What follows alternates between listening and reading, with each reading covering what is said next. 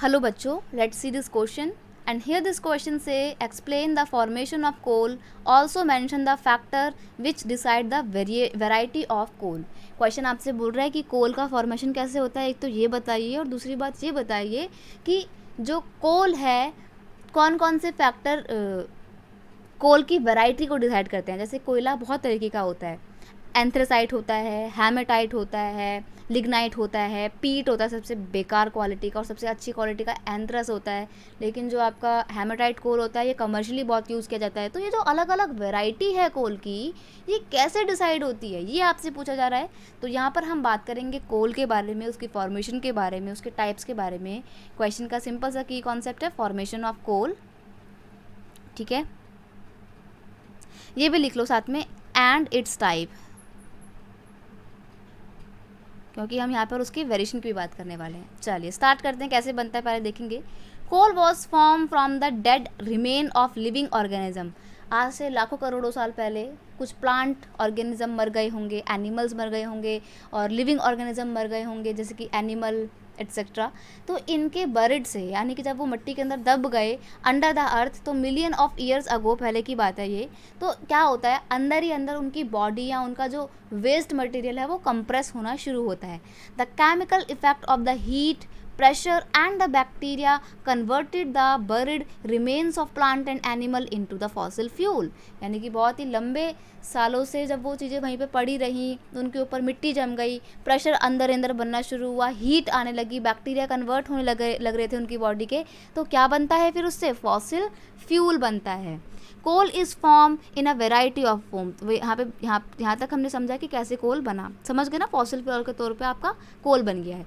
अब देखिए वैरायटी कैसे बनती है. Coal is form in a variety of form depending on the degree of compression, depth and time of burial. यानी कि वो कितने साल पहले बरिड हुए थे, रिमेन यानी कि लिविंग ऑर्गेनिज्म जो है वो कितने साल पहले बरिड हुए थे, कितना टाइम उनको हो गया है, कितनी गहराई में वो लोग जाके उनका डिपोजिशन इकट्ठा हुआ था एक जगह, और कैसे उनका कंप्रेशन हुआ है. अगर हाई कंप्रेशन हुआ है तो आपके कोल अच्छे होंगे, और जितने ज़्यादा पुराने होंगे उनके रिमेन्स तो उतना ज़्यादा अच्छी क्वालिटी का आपका कोयला पाया जाएगा. जैसे कि जो गोंडवाना कोल हैं वो 200 मिलियन ईयर ओल्ड हैं और इसलिए काफ़ी अच्छी क्वालिटी के हैं. वहीं जो टर्शरी डिपॉजिट के कोल हैं वो सिर्फ 55 मिलियन ईयर ओल्ड हैं, तो ज़्यादा अच्छे नहीं है वो क्वालिटी में. तो depth, compression and time to burial, ये चीज़ें इंपॉर्टेंट होती हैं उसकी वेराइटी में. Decaying plant in the swamp produce peat and the lignite which have low carbon and high moisture content. जो डिकेइंग प्लांट होते हैं स्वम्पी एरिया में, यानी कि दलदल वाले इलाके में मरे हुए प्लांट के से जो कोयला बनता है वो पीट और लिग्नाइट होता है. इस कोयले का कार्बन जो है वो कम होता है लेकिन मॉइस्चर ज़्यादा होता है उसमें, तो इसलिए ज़्यादा अच्छी क्वालिटी का होता नहीं है, जलने के बाद बहुत धुआं करता है ये. Plant and animal that were deep buried produce bituminous और एंथ्रेसाइट कोल. मैंने आपको हेमेटाइट बताया था ना, सॉरी, हेमेटाइट ना कोल नहीं होता है, हेमेटाइट आयरन होता है. मेरे को अभी याद आया, हेमेटाइट आयरन होता है, लेकिन बिटुमिनस है ना ये कोल होता है. एंथ्रेसाइट सबसे अच्छी क्वालिटी का होता है, फिर हेमेटाइट ना होकर बिटुमिनस होता है. मैं बिटुमिनस और एंथ्रेसाइट हेमेटाइट में कंफ्यूज थी. हेमेटाइट आयरन होता है, बिटुमिनस कोल होता है. तो एंथ्रेसाइट सबसे अच्छी क्वालिटी का कोल होता है, बिटुमिनस वो कोल होता है जो हम कमर्शियली पर्पज़ से यूज़ करते हैं. देन आता है आपका लिग्नाइट, और फिर उसके बाद सबसे ख़राब क्वालिटी का आता है पीट कोयला, जिसमें ज़्यादा से ज़्यादा धुआं निकलता है आपका. ठीक है, तो इस तरीके से आपके यहाँ पे सीरियल वाइज मैंने बताया, सबसे अच्छा एंथ्रस और सबसे बेकार पीट.